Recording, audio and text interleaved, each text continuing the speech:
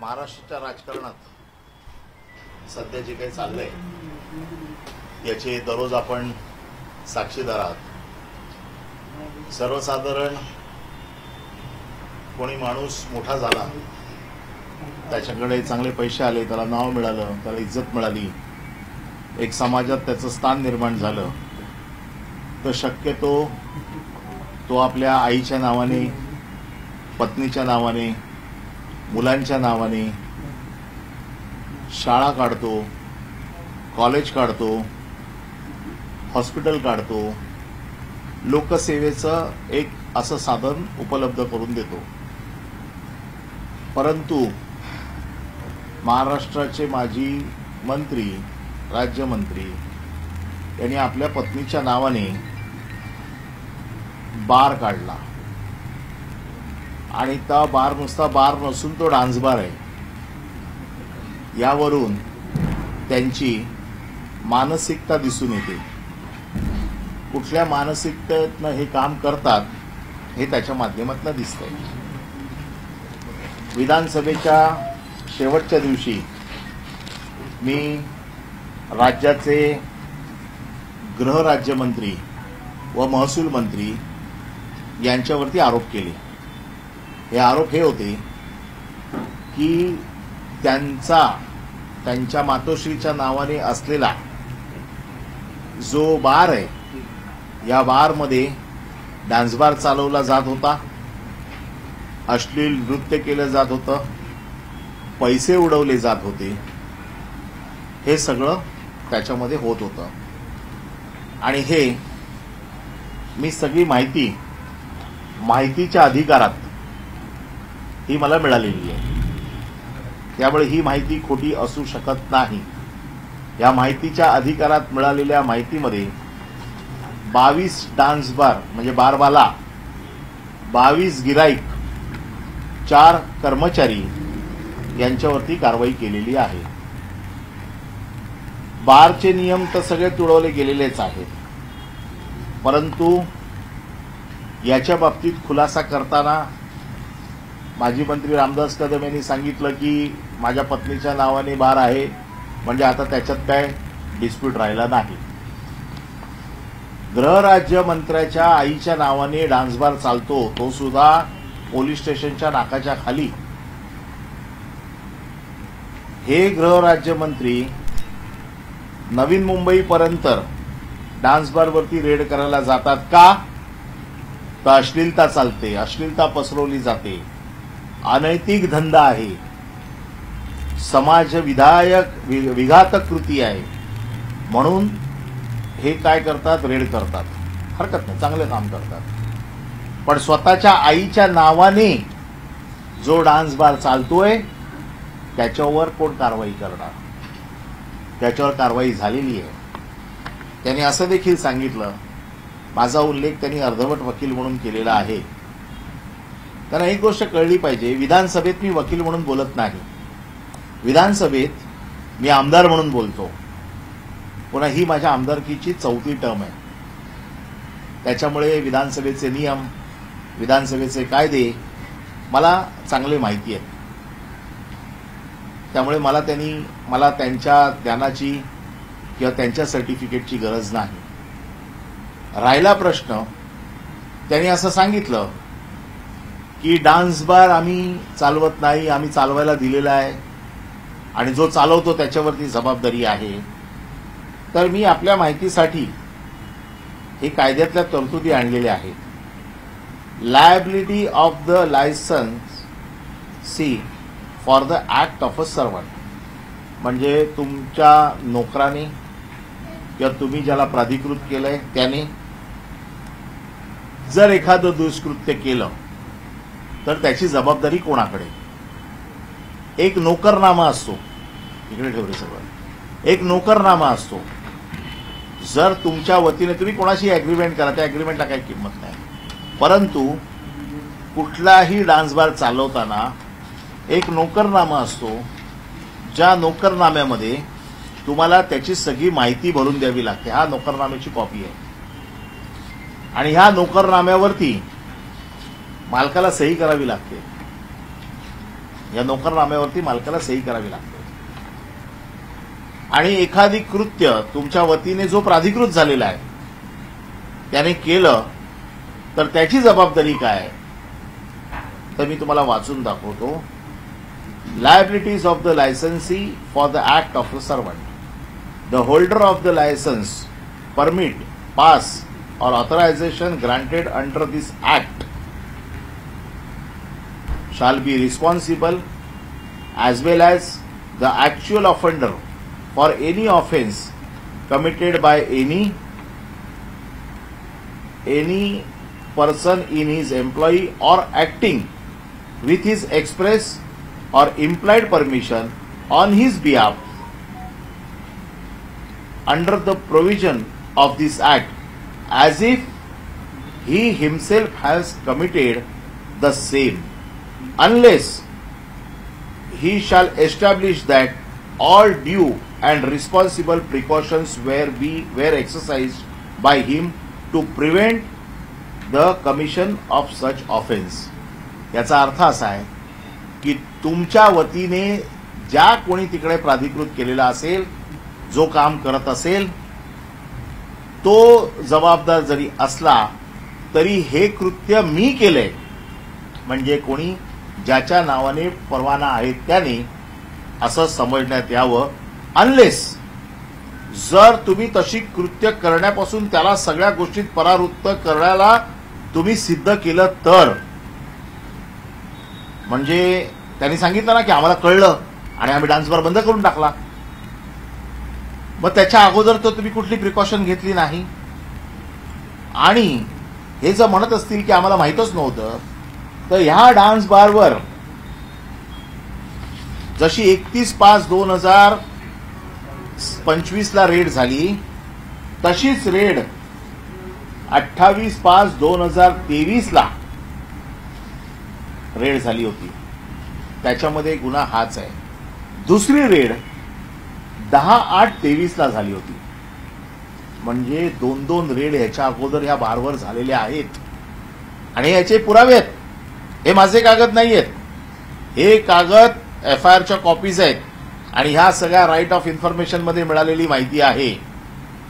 खोटी असायचं काही कारणच नाही. म्हणजे तुम्हाला माहिती आहे की तुमच्या बारमध्ये अश्लीलता चालते, तुमच्या बारमध्ये पोरी नाचवल्या जात आहेत. मग हे माहीत असून तुम्ही कुठलीही प्रिकॉशन घेतलेली नाही, तुम्ही हे सिद्ध करू शकत नाही. त्याच्यामुळे तुमची जबाबदारी ही या निमित्ताने सिद्ध होते. त्यामुळे माझी अर्धवट नॉलेज किंवा माझं नॉलेज कायद्याच्या आधारावरती आहे. मी आज गृहमंत्री आणि राज्याचे मुख्यमंत्री फडणवीस साहेबांचा आज वाढदिवस आहे. आपल्या माध्यमातून त्यांना वाढदिवसाच्या शुभेच्छा देतो. खरं म्हणजे वाढदिवसाच्या निमित्ताने आज त्यांच्याकडे ही भेट रूपाने त्यांच्या ज्या मंत्रिमंडळात असलेल्या सहकार्याचे प्रताप देणार होतो, परंतु आज ते गेलेत गडचिरोलीला. त्यामुळे उद्या हे सगळे कागद हे मी त्यांच्याकडे देणार आहे आणि त्यांच्यावरती काय कारवाई करणार त्याचं कारण असं आहे की डान्स बार त्यांच्या पत्नीच्या नावाने आहे हे तर त्यांनी मान्य केलंय, म्हणजे मातोश्रींच्या नावाने आहे हे तर त्यांनी मान्य केलंय. त्यामुळे आता तिथे तो प्रश्न नाही आहे. डान्स बारचे नियम आहेत, नियम तर सगळे तुडवलेले आहेत. कारण डान्स बारमध्ये महिलांना किती वाजेपर्यंत ठेवायचं याचा कायदा आहे. 9च्या नंतर महिला राहू शकत नाही. सिंगर जरी आपण म्हटलं, ऑर्केस्ट्रा म्हटलं, ते म्हणतात ऑर्केस्ट्रा आहे, तरी 5च मुली त्याच्यामध्ये काम करतात. ऑर्केस्ट्राचे नियम असे आहेत, त्या मुली प्लॅटफॉर्मवरनं खाली जाऊ शकत नाही. यांच्याकडे हे म्हणतात 14 मुलींचं लायसन होतं, 5 मुलींना लायसन परवानगी असताना 14 मुली काय करत होत्या. पुन्हा रेकॉर्डिंग पोलिसांचं आहे, ज्याच्यामध्ये नृत्य करताना, लगट करताना, पैसे उधळताना या सगळ्या गोष्टी आलेल्या आहेत. त्यामुळे ह्या केसमध्ये सिद्ध करण्यासारखं आता काही राहिलेलं नाही. माझी मुख्यमंत्र्यांना विनंती आहे, त्यांनी ताबडतोब कारवाई करावी आणि ही कारवाई जोपर्यंत ते करत नाही, मी प्रत्येक आठवड्याला त्यांना एक स्मरणपत्र देणार आहे. प्रत्येक आठवड्याला त्यांना मी स्मरणपत्र देणार आहे की आपण काय कारवाई केली.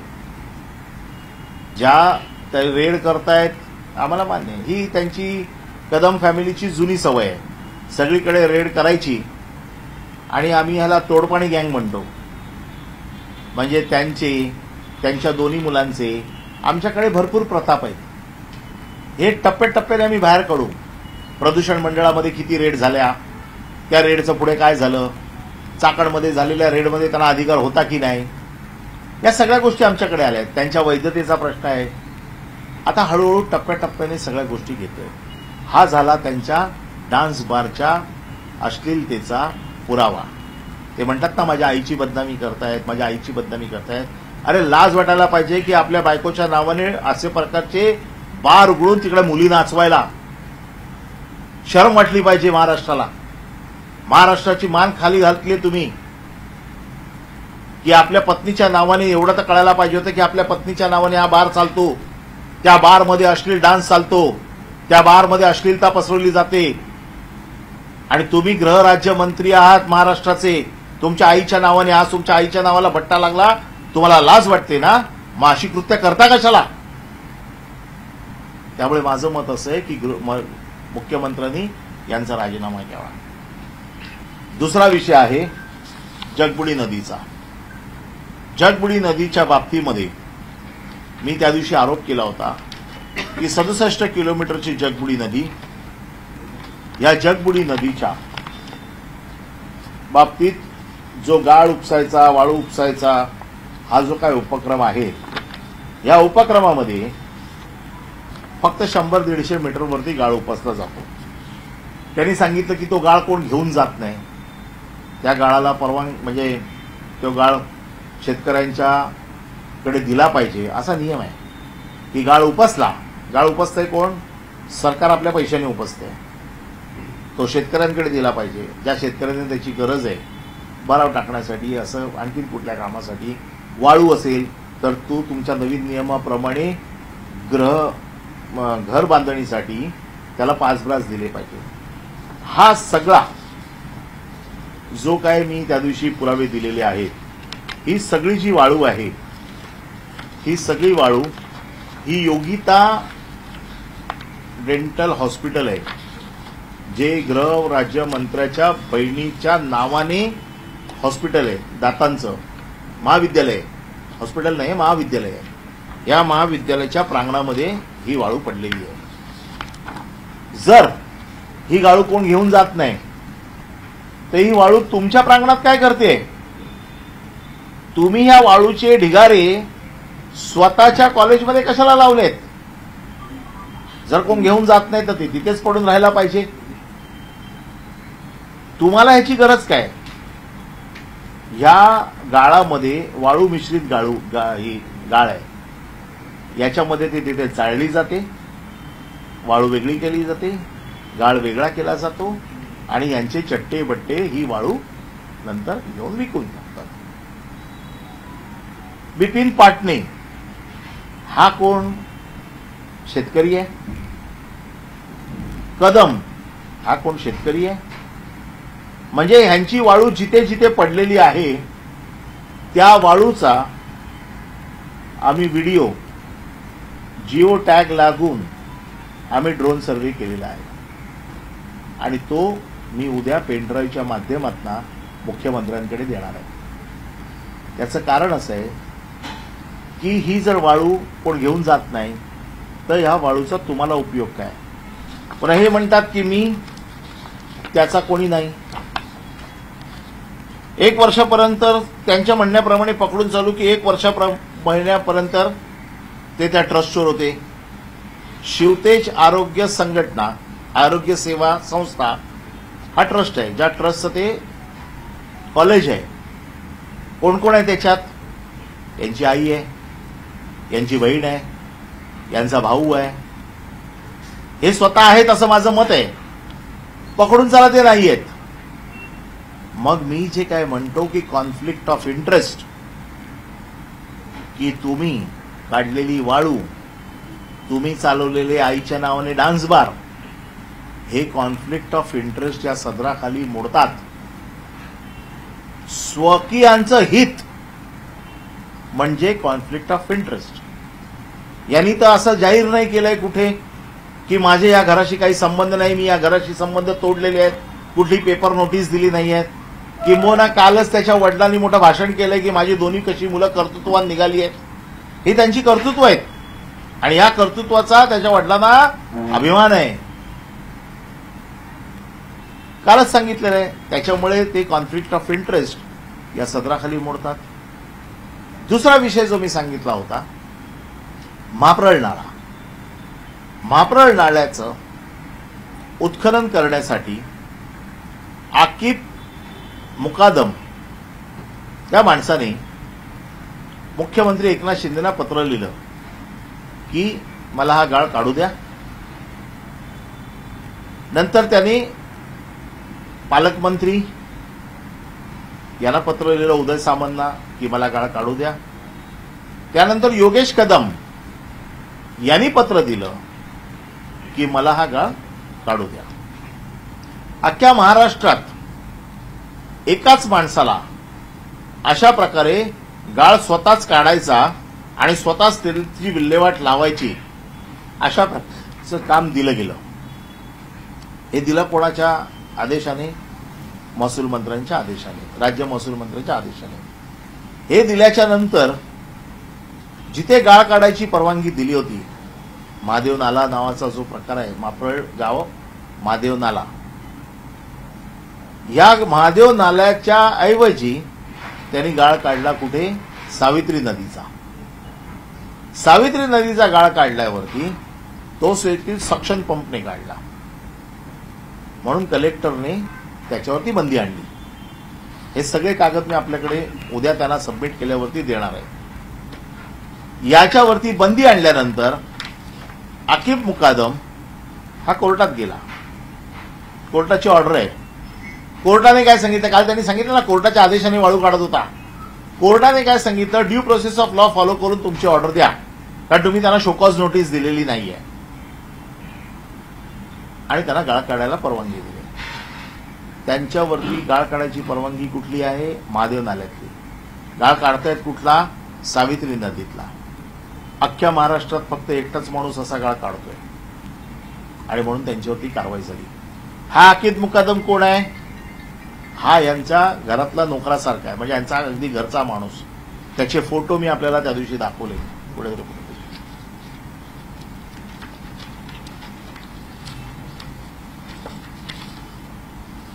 हे फोटो मी तुम्हाला दाखवले की त्यांच्या प्रचारामध्ये, त्यांच्या निवडणुकांमध्ये कशा पद्धतीने काम करत होता. हे सगळे फोटो मी काल विधानसभेत सगळे दाखवले. हा आकिब मुकादम आहे. हा माणूस तिथे रेती उपसतोय. जून 30 तारखेपर्यंत रेती उपसायची परमिशन होती. कुठली? महादेव नाल्याची. उपसतायत कुठे? आता जुलैमध्ये पण चालू होती. काल ही लक्षवेधी लागल्यावरती बंद झाली. काल हा विषय आला ना, आता बंद झाला. तिसरा विषय असा आहे की दगड आणि जांबा याचं उत्खनन होतं. दगड उपसायला, उत्खनन करायला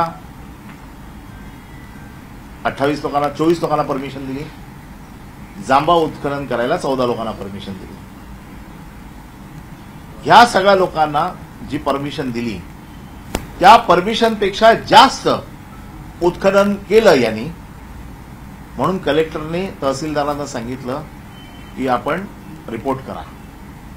त्या रिपोर्टमध्ये आलेलं आहे की उत्खनन जास्त झालंय. एटीएस मशीनच्या माध्यमातूनही मोजणी झाली. म्हणजे एटीएस मशीनने मोजणी तेव्हाच होते जी अॅक्युरेट पद्धतीने करायची असेल. लगेच महसूल राज्यमंत्र्यांनी त्याच्यात हस्तक्षेप केला आणि सांगितलं फेरमोजणी करा, कारण त्यावेळेला ते माणसं तिकडे हजर नव्हती. आता फेर मोजणी झालेली आहे. त्याची प्रचंड करोडो रुपयाची रॉयल्टी ही शासनाची बुडवलेली आहे.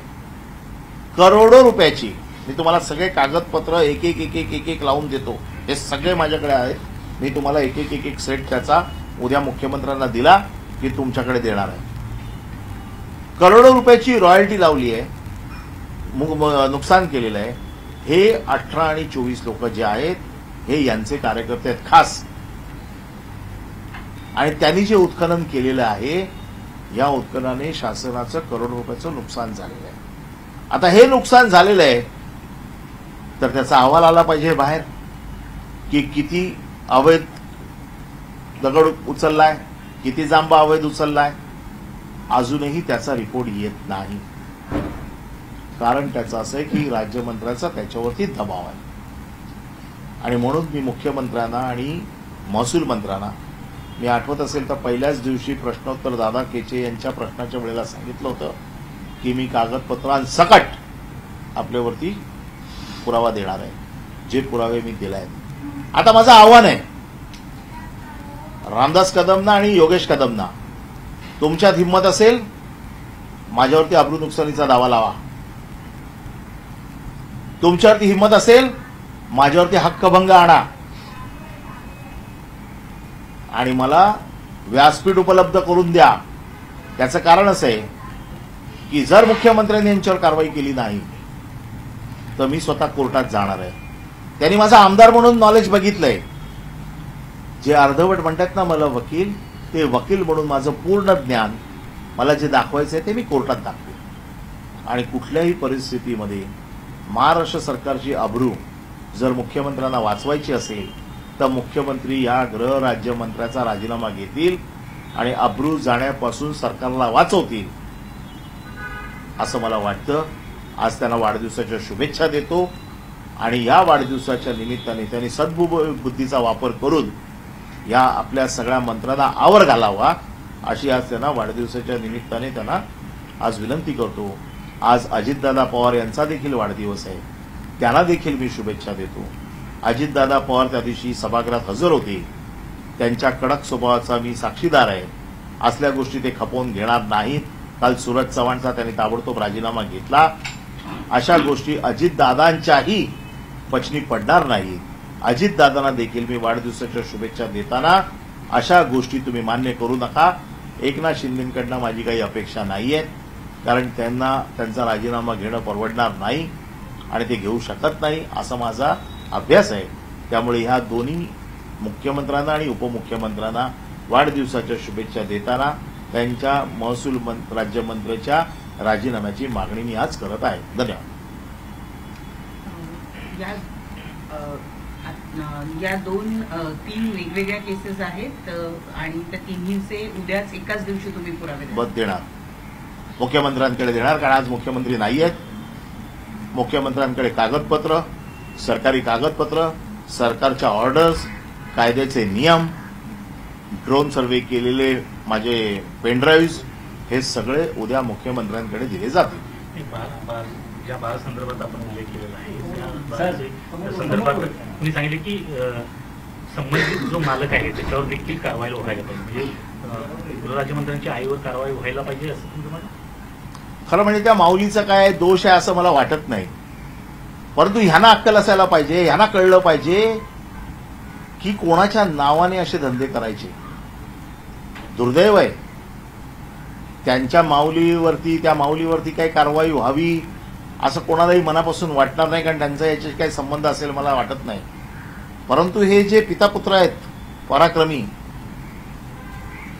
यांना तर अक्कल शिकवावीच लागेल, धडा शिकवावाच लागेल, कारण ह्यांना सत्तेचा माहा झाला आहे. आमचं कोण काही वाकडं करू शकत नाही या उन्मादामध्ये ते वागतायत. ज्या पद्धतीची दादागिरी, ज्या पद्धतीची खंडणीबाजी, ज्या पद्धतीची वसुली महाराष्ट्रात चालू आहे, ह्याला कुठेतरी वेसण घातलंच पाहिजे मुख्यमंत्र्यांनी. आणि मुख्यमंत्र्यांना सगळं माहिती आहे. मी आता एक एक केसेस ज्या पद्धतीने सांगत जाईन या मुख्यमंत्र्यांकडे ऑलरेडी पोहोचलेले आहेत.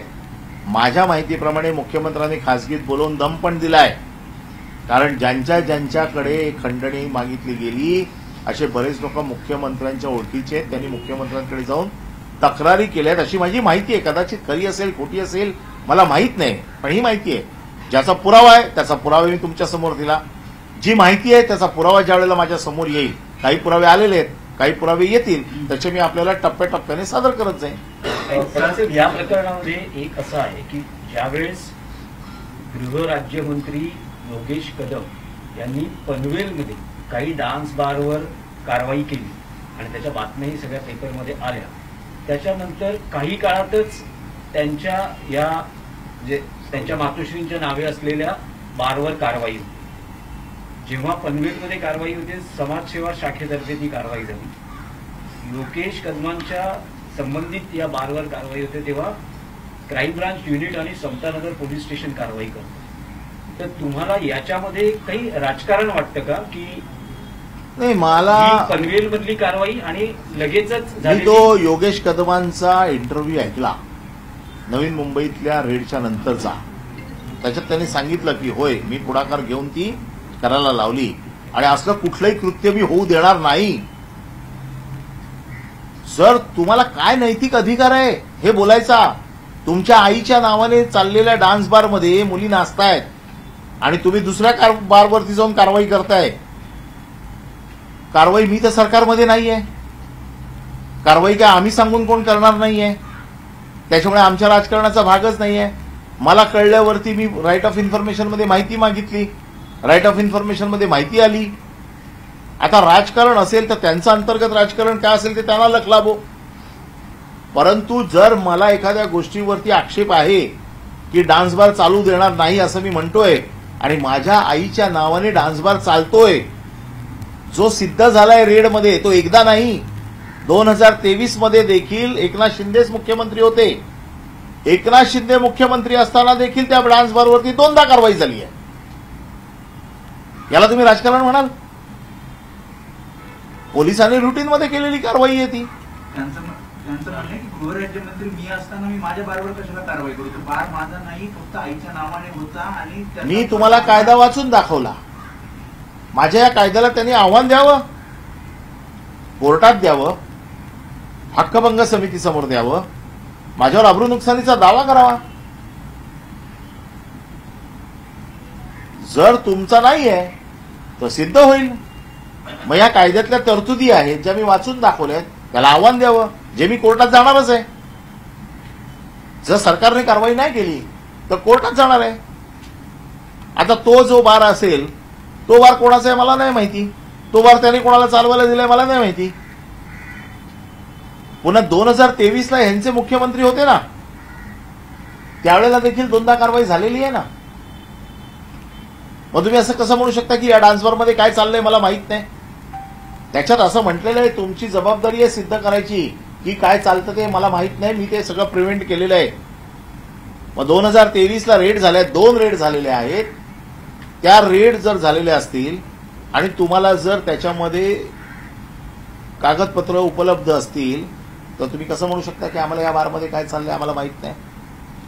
असले पैसे खाऊ नयेत आणि त्या आईच्या नावावर तर बिलकुल खाऊ नयेत. याला मराठी भाषेत फार घाणेरडा शब्द आहे जो मी माझ्या संस्कृतीप्रमाणे वापरू इच्छित नाही. त्यांचं म्हणणं असं आहे अनिल परबने कलेक्टरला पत्र लिहिली नाहीत. मी कलेक्टरला जी पत्र लिहिलेली आहेत 2 वर्षात लिहिली नाही, 2 वर्ष आहेत ना, तुम्हाला तारखांसकट देतो ना.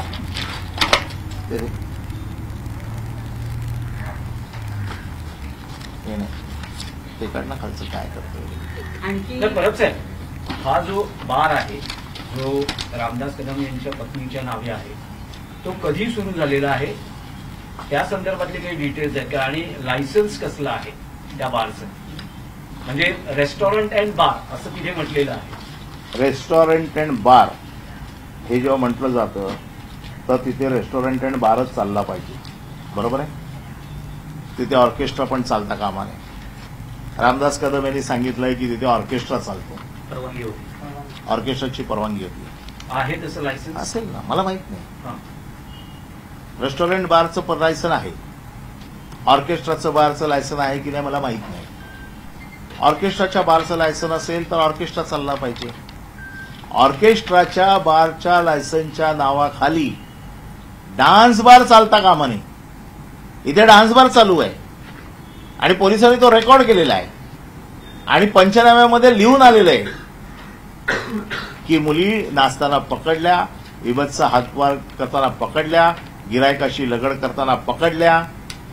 हे पंचनाम्यामध्ये आलंय. हे काय माझं स्टेटमेंट नाहीये, हे स्टेटमेंट आहे पोलिसांचं, हे स्टेटमेंट आहे पंचनाम्याचं, हे माझं नाही. त्यामुळे डान्स बारची परमिशन, डान्स बारला तर परमिशनच नाहीये, परमिशन ऑर्केस्ट्राला आहे. ऑर्केस्ट्राचं परमिशन जरी असलं, असं एक क्षण पकडून चालू ऑर्केस्ट्राचं परमिशन आहे, तरी देखील तिथे डान्स बार चालवता येत नाही. नाही, हा बार कधी सुरू झाला याच्या बाबतीत काही हा बार कधी सुरू झाला मला माहित नाही, मी त्याची माहितीच घेतलेली नाहीये. हा बार कधी अगोदर चालू झाला असेल त्यावेळेला कदाचित तो रेस्टॉरंट अँड बार असेल.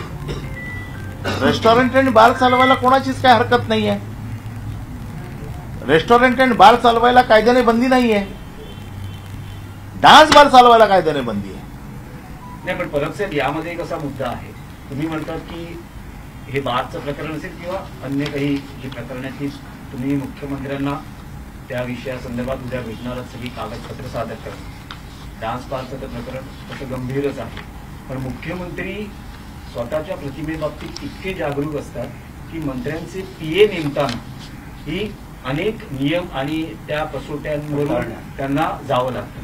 अशा वेळेस जर तुम्ही म्हणताय 2023ला 2 किंवा 3 वेळा कारवाई झालेली आहे, तर या सगळ्या गोष्टीची कल्पना, कारण गृह खातं हे मुख्यमंत्र्यांकडे आणि त्या खात्याचे ते राज्यमंत्री आहेत योगेश कदम, तर या बाबतीतली काही माहिती किंवा कल्पना राज्याच्या गृह विभागाने किंवा मुख्यमंत्र्यांच्या यंत्रणेने मुख्यमंत्र्यांना दिली नाही का? मंत्रिमंडळात त्यांचा समावेश करता आणि आता तुम्ही हेच प्रकरण घेऊन मुख्यमंत्र्यांकडे. मला मुख्यमंत्र्यांना काय माहिती दिली काय माहिती दिली नाही याची काही कल्पना नाही, परंतु माझ्याकडे एफआयआरच्या कॉपीज आहेत ज्या राईट ऑफ इन्फॉर्मेशन मध्ये मला मिळालेल्या आहेत. 2 एफआयआर झालेले आहेत ही वस्तुस्थिती आहे.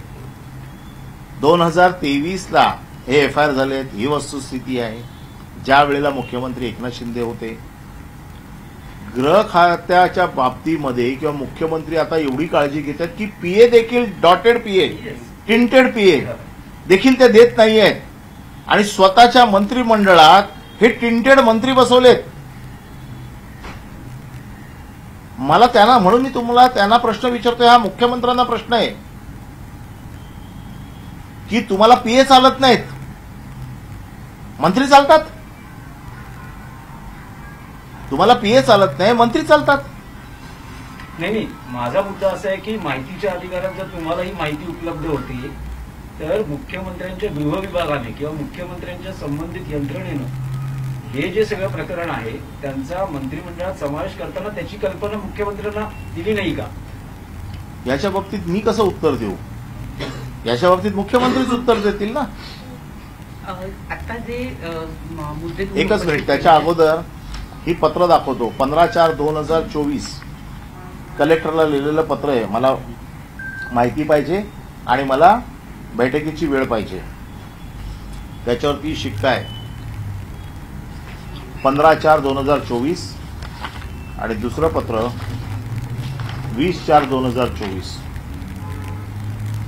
मी या कलेक्टरवरती हक्कभंग आणि आता म्हणजे मी 1 वर्ष वेळ मागतोय त्यांच्याकडे आणि योगेश कदम खोटं सांगतायत की मी वेळ मागितलीच नाही, दिलीच नाही. ही माझी पत्र आहेत. त्यांनी जर मला वेळ कळवली असती तर लेखी कळवली असती ना, मी लेखी मागितली तर. त्यामुळे हे सगळे पुरावे तयार झालेले आहेत. हे सगळे पुरावे कंपाईल करून मी उद्या मुख्यमंत्र्यांकडे देणार आहे आणि ते दिल्याच्या नंतर याच्यावरती मुख्यमंत्री काय कारवाई करतात ते मला बघायचं आहे. मुख्यमंत्र्यांनी जर कारवाई केली नाही तर मी प्रत्येक आठवड्याला त्यांना एक स्मरणपत्र देणार आहे. मला माहिती आहे त्यांची स्मरणशक्ती फार तल्लक आहे, ते कुठली गोष्ट विसरत नाही असं म्हणतात. मी मागितलेल्या कारवाईचं त्यांनी नाकारावं की आम्ही काही कारवाई करणार नाही तरी चालेल. मला कळेल मला की मुख्यमंत्र्यांना अशी माणसं चालतात का. मग मी जनतेच्या न्यायालयात जाईन किंवा न्यायालयात जाईन. न्यायालयाचे दरवाजे तर माझ्यासाठी मोकळे आहेत, परंतु फार गंभीर प्रकरण आहे. कदाचित कोकाटेंचा नवीन विषय आल्यामुळे यांची फाईल थोडी खाली गेली आहे. आज ते फार खुश असतील की ही फाईल खाली गेल्यामुळे, परंतु ह्याच्यातनं त्यांची सुटका नाही. कारण अशा वेगवेगळ्या फाईल या जमा होत आहेत आणि टप्प्याटप्प्याने आपल्याकडे त्या मी घेऊन येईन. मुख्यमंत्र्यांकडे मी त्या घेऊन जाईन.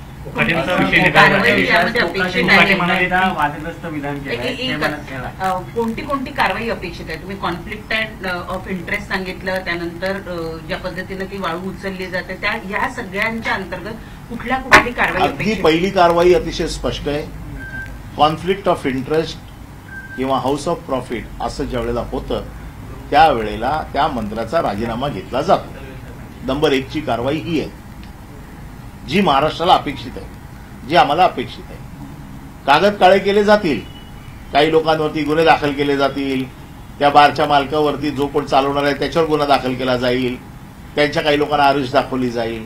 परंतु ज्याला जो जबाबदार आहे, ज्याच्या पर्सनल इंटरेस्ट स्वकीयांचे हितसंबंध, ज्याला कॉन्फ्लिक्ट ऑफ इंटरेस्ट म्हणतात, जे सिद्ध झालेले आहेत त्याच्यामध्ये यांच्या राजीनाम्याचीच कारवाई आम्हाला अपेक्षित आहे.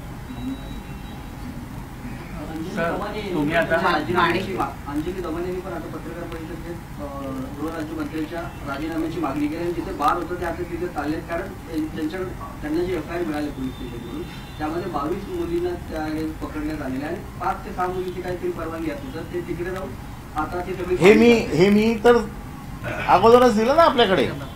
आता माझं चला ठीक आहे, राजकीय भांडण आहे त्यांच्याशी, ते म्हणतात ना कदम फॅमिलीची बदनामी करण्यासाठी. अंजली दमानी यांचं त्यांचं काय राजकीय भांडण आहे? त्या नैतिकतेसाठी लढतायत, त्यांचं काय राजकीय भांडण नाहीये. अंजली दमानी राजीनामा मागतायत आणि मी राजीनामा मागतोय, तर मी राजकीय हेतूने प्रेरित होऊन मागतोय. अंजली दमानी कशाला मागतायत? हा नैतिकतेचा विषय आहे, त्यामुळे त्यांना राजीनामा द्यावाच लागेल. सर, माणिकराव कोकाटेंनी आता पुन्हा एकदा वादग्रस्त विधान केलंय. ते म्हणाले की सरकार भिकारी आहे, शेतकरी नाही, कारण सरकार शेतकऱ्यांकडून 1 रुपया घेते. आता असं आहे ना की देवेंद्र फडणवीसांची आता मला दया यायला लागलेली आहे की ते किती हतबल झालेली आहेत ह्या सगळ्या गोष्टींमध्ये.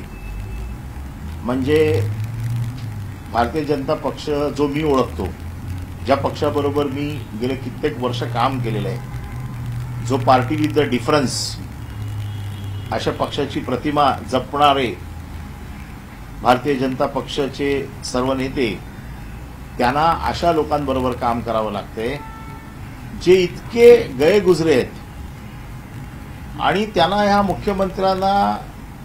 मुख्यमंत्र्यांचं तर नाक दाबून त्यांना मुख्याचा मार बसतोय. काढावं की ठेवावं, म्हणजे सोडलं तर पळतंय, धरलं तर चावतंय, अशी परिस्थिती आता मुख्यमंत्र्यांची झालेली आहे. आता मुख्यमंत्र्यांनी निर्णय घेण्याची वेळ आलेली आहे की काय करावं. इतकी मोठी मेजॉरिटी आहे, असे 4-5 मंत्री काढून टाकले जे त्यांच्यावरती डाग आहेत, काही फरक पडत नाही त्यांना, पुढची 5 वर्ष त्यांना कोण हलवत नाही. परंतु असे लोक बरोबर ठेवून दररोज बदनामी सहन करण्याची वेळ त्यांनी स्वतःवर येऊ देऊ नये, असं आमचं म्हणणं आहे. ती सोबत असंही वाक्य म्हणाले आहे की मी राजीनामा का देऊ, मी काही कोणाचा विनयभंग नाही केलाय. म्हणजे मग आता विनयभंग केला तरच राजीनामा होणार का? नैतिक अनैतिकतेच्या व्याख्येमध्ये फक्त विनयभंग हा एकच विषय बसतो का? मंत्र्यांना जो काही प्रोटोकॉल असतो, मंत्र्यांना जी काही शासन सूचिता असते, याच्यामध्ये काय फक्त विनयभंग हा एकच विषय आहे की ज्याच्यामध्ये राजीनामा द्यावा लागतो? हे असे अनैतिक प्रकार करणारे लोक पण आहेत ना त्याच्यामध्ये. वाळू चोरणारे लोक आहेत, डान्सबार मुली नाचवणारे लोक आहेत. एका बाजूला मोठ्या बहिणींच्या गप्पा करायच्या आणि दुसऱ्या बाजूला मुलींना नाचवायचे, हे कुठलं आहे? नाही परब साहेब, हे जी सगळी प्रकरणं गाजत असताना महाराष्ट्रात आणखी एक प्रकरण गाजतंय, ते म्हणजे हनी ट्रॅपचे. आणि त्यात विजय वडेट्टीवारांनी मध्यंतरी एक विधान केलं होतं की 2022ला जो सत्ता पालट झाला त्यात हनी ट्रॅपचा खूप मोठा. मी पुन्हा एकदा सांगतो, मला आता दया खरंच मुख्यमंत्र्यांची येते. कोण म्हणते हनी ट्रॅपमध्ये त्यांचे मंत्री अडकले आहेत, कोण म्हणता हनी ट्रॅपमध्ये त्यांचे अधिकारी अडकलेले आहेत. या संदर्भातले जसे जसे पुरावे बाहेर येतील तसं तसं त्याच्यावर बोलणं जास्त उचित राहील. आता त्याच्यावरती संशय आहे, काही नावं आहेत, परंतु अजून त्याच्यातली वस्तुस्थिती चौकशी अंती बाहेर यायची आहे. परंतु मुख्यमंत्र्यांना मला असं वाटतं की काहीतरी असं षडयंत्र चाललेलं आहे जे या मुख्यमंत्र्यांनाच खुर्चीवरनं खाली खेचण्याचं काम करत आहे. आणि म्हणून अशा प्रकारचे हे सगळे आरोप प्रत्यारोप अशा प्रकारच्या गोष्टी घडतायत का, असा मला तरी संशय यायला लागलेला आहे. त्यामुळे माझं स्पष्ट मत असं आहे की मुख्यमंत्र्यांनी आपली कडक भूमिका घ्यावी आणि असे जे काही लोक आहेत यांना चांगला धडा शिकवावा. हिंदी कर लेते हैं अभी. सर एक मराठी डान्स बारचा विषय आलाय. तर धर्मवीर सिनेमात असं दाखवण्यात आलं होतं की एकनाथ शिंदेने ठाण्यातले डान्स बार बंद केले. आता त्यांच्याच मंत्र्याच्या नावावर डान्स बार आहे, त्यांना आठवण करून द्यायची वेळ आली आहे. आता एकनाथ शिंदेची देखील फार अडचण आहे. आपण चांगला उदाहरण दिलं की डान्स बार फोडला एकनाथ शिंदेनी, त्याचा किती उदो उदो करून दिला. आपण धर्मवीर पिक्चरमध्ये बघितलं की डान्स बार फोडला. का डान्स बार फोडला? तर महिलांचा आदर राखण्यासाठी, महिलांना तिथून मान खाली घालून जावं लागतं. आता एकनाथ शिंदे काय म्हणून यांच्यावरती कारवाई करणार? ज्या एकनाथ शिंदेचा धर्मवीर मध्ये जो काय उल्लेख केला गेला आणि डान्स बारचे जे काय पिक्चराइज केलं गेलं, आता माझी अपेक्षा आहे की एकनाथ शिंदेने देखील या कारवाईला समर्थन दिलं पाहिजे. आता ते डान्स बार फोडू शकत नाहीत स्वतः, पण किमान उपमुख्यमंत्री म्हणून कारवाईचे आदेश तर देऊ शकतात. सर एक बार हिंदी में जानना चाहेंगे. योगेश कदम पर आपने जब असेंबली शुरू थी तब आपने आरोप किए थे कि डांस बार चलाया जा रहा है कदम फैमिली की ओर से, उसके ऊपर उन्होंने भी स्पष्टीकरण दिया. अब इस मामले में क्या कुछ जानकारी सामने आई है, आगे की क्या भूमिका रहेगी? मैंने सदन के आखिरी दिन में योगेश कदम जो इस राज्य के गृह राज्य मंत्री है, महसूल राज्य मंत्री है, इनके ऊपर आरोप लगाए थे कि इनके मां के नाम से एक रेस्टोरेंट एंड बार है, जिस बार में 30 मई 2025 को रेड हो गई. मुंबई पुलिस और क्राइम ब्रांच यूनिट नंबर 12 ने ये रेड की, जिसकी एफआईआर की कॉपी मुझे राइट ऑफ इंफॉर्मेशन के तहत मिली, जिसमें 22 बारबालाए, 22 गिराइक, 4 स्टाफ ऐसे लोग मिले, जिसकी वीडियो शूटिंग हो चुकी है, जिसमें बारबालाए नाच रही है, अश्लीलता का काम वहां पर हो रहा है. ये उनके ऊपर आरोप है. रामदास कदम इन्होंने कहा कि ये डांस बार मेरे पत्नी के नाम पे है, बार मेरे पत्नी के नाम पे है.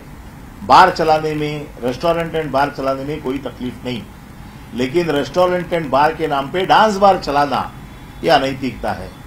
और वो उनके कहना ऐसा था कि वो मेरे किसी नौकर ने या मैनेजर ने या जिसको मैंने चलाने दिया उसने ये किया है. मैंने कानून की इस धारा को आपके सामने रखा है, जिस धारा में ये कहा जाता है कि आपके नौकर ने या आपने जिसको भी ऑथराइज किया है उसने कोई अगर मिसकॉन्डक्ट किया तो उसकी जिम्मेदारी आपके ऊपर है. अगर आप ये प्रूव कर सकते हैं कि आपने सभी शर्तों को, नियमों को बंधन में रखा है, तो आपके ऊपर जिम्मेदारी नहीं है. मेरा यह कहना है कि 2023 में इस बार के ऊपर 2 बार रेड हो गई है. जब इस बार के रेड हो गई तब इनका ही शासन था, मुख्यमंत्री एकनाथ शिंदे जी थे. तो ये नहीं कह सकते कि इनको मालूम नहीं है कि यहां पर डांस बार चल रहा है. तो इनको बचने का कोई अभी इसमें उम्मीद नहीं है. इसलिए मैंने मुख्यमंत्री से कल ही, आज उनका जन्मदिन है, मैं उनको हार्दिक बधाई देता हूं जन्मदिन की, और उनसे ये कार्रवाई की मांग करता हूं कि ऐसे अनधिकृत कामों के लिए अगर मंत्री पद का उपयोग किया जाता है तो इसमें कॉन्फ्लिक्ट ऑफ इंटरेस्ट है.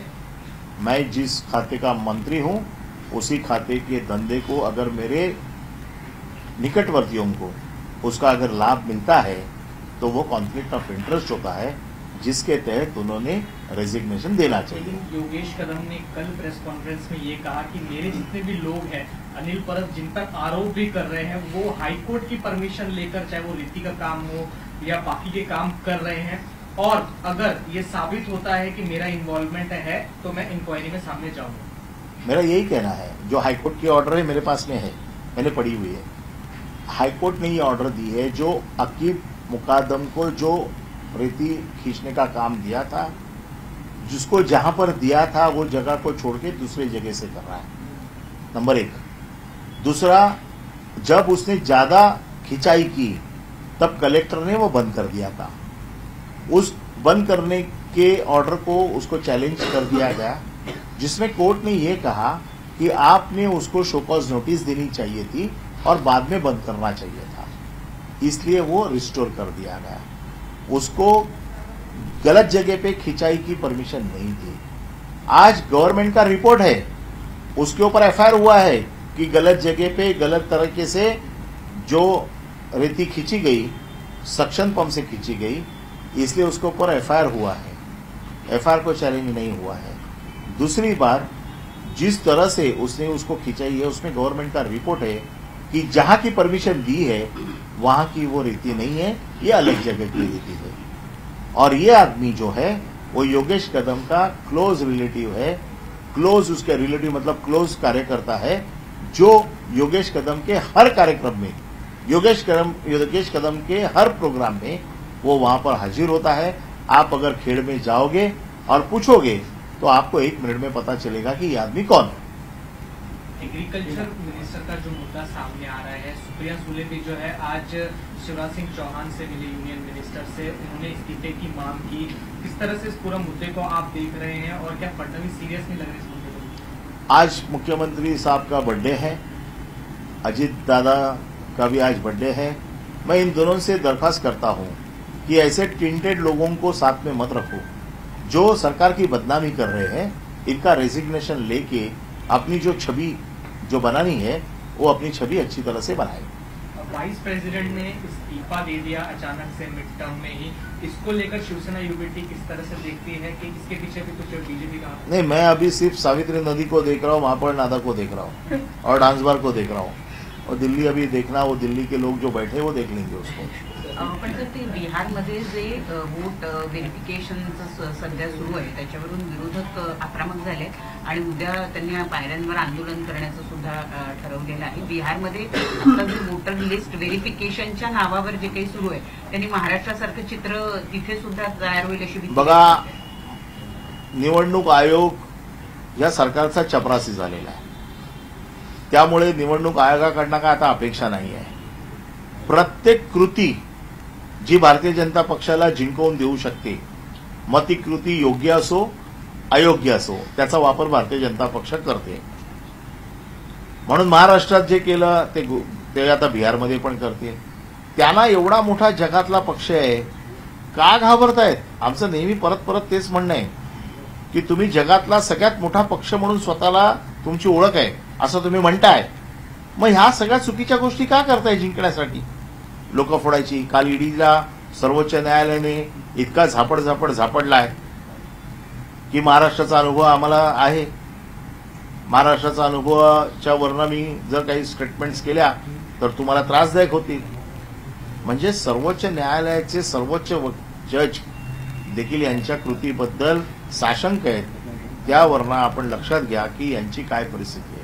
कल जो है ब्लास्ट का जो खबर आई उसको लेकर आप क्या कहेंगे? क्या सरकार का ये बड़ा फेलियर, इतने सालों से केस चल रहा था लेकिन क्या जो सही में एक्यूज थे उनको पकड़ा नहीं गया और किसी और को? नहीं, इसमें 2 चीजें देखनी होगी कि देखो, एक तो पहले इन्वेस्टिगेशन किस तरह से हुआ, इन्वेस्टिगेशंस में कुछ अगर कमियां है, नंबर 1 इसलिए वो छूटे होंगे। नंबर 2 हम उस चीज को सही ढंग से पेश नहीं कर पाए होंगे। तो ये सब देखना होगा, उसको स्टडी करनी होगी कि किस जगह पे हमारी कमियां रह गई जिस वजह से बॉम्ब ब्लास्ट में के आरोपी छूटे। ये बहुत सीरियस चीज है कि अगर बॉम्ब ब्लास्ट में के आरोपी छूट सकते हैं तो कोई भी केस के आरोपी छूट सकते हैं। और जिस बॉम्ब ब्लास्ट को सरकार ने सीरियसली लिया तो उसको आखिर तक लेके जाने की जिम्मेदारी ये सरकार की होती है। इस चीज को बहुत सीरियसली लेना चाहिए। जहां पर कमियां है उसके ऊपर अच्छे पैनलिस्ट बिठाने चाहिए, बड़े सीनियर काउंसिल उसमें बिठाने चाहिए और हाई कोर्ट में ये देखना चाहिए कि ये डिसीजन जो है वो रिवर्स हो जाए और जो आरोपी थे उनको सजा हो जाए। पुराव्यान अभावी त्यांची सुटका झाली असं समजतं। या अगोदर सुद्धा अशी बरीच प्रकरणं होती ज्याच्यामध्ये पुराव्याअभावी त्यांना सुटका करण्यात आली। बघा, काही प्रकरणात पुराव्याअभावी सुटका झाली तर आम्ही समजू शकतो, कारण कालानुरूप पुरावे कमजोर होत जातात, माणसं सापडत नाहीत। परंतु बॉम्ब ब्लास्ट सारखी केस आहे ज्याच्यामध्ये लोकांचा बळी जातो, ज्याच्यामध्ये शत्रू राष्ट्र इन्व्हॉल्व आहे, ही केस एवढी सोपी नाहीये। बॉम्ब ब्लास्ट ज्या वेळेला होतो त्यावेळेला काय फक्त लोकल संघटना नसतात, त्याला अतिरेकी असतात त्याच्यामध्ये, त्याच्यात दुसरं राष्ट्र आपल्या देशाची अस्थिरता करत असतं.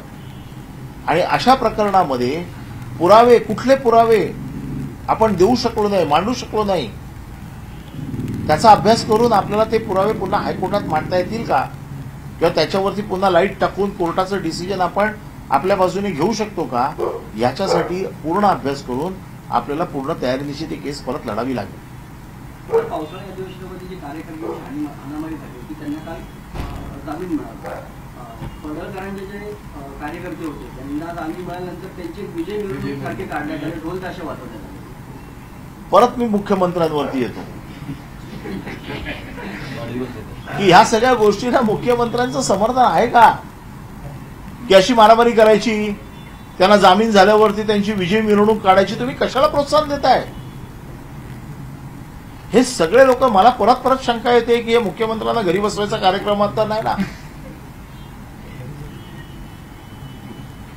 आणि म्हणून अशा गोष्टींचं महाराष्ट्राने कधी अशा गोष्टी बघितल्या नव्हत्या ज्या महाराष्ट्र आता बघतोय. लोकांनी तुम्हाला राक्षसी बहुमत दिलेलं आहे का, तर चांगलं काम करावं, तर आता सत्तेचा उन्माद दिसतोय. मला असं वाटतं मुख्यमंत्र्यांनी फार गंभीरपणे आज त्यांच्या वाढत्या वयाचा विचार करून त्यांनी हा प्रकरण फार गंभीरपणे घेतलं पाहिजे असं मला वाटतं. कारण वाढदिवस म्हणजे वय वाढत जातं ना.